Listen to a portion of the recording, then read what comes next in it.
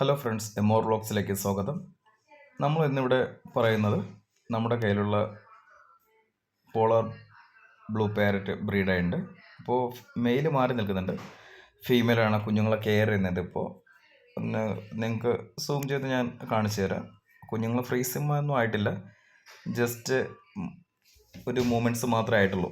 അപ്പോൾ ബാക്കിയുള്ള അപ്ഡേഷനെല്ലാം ഉടൻ ചാനൽ വരുന്നതാണ്.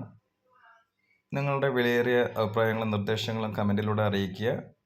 മാക്സിമം സപ്പോർട്ട് ചെയ്യുക, ഷെയർ ചെയ്യുക, ലൈക്ക് ചെയ്യുക.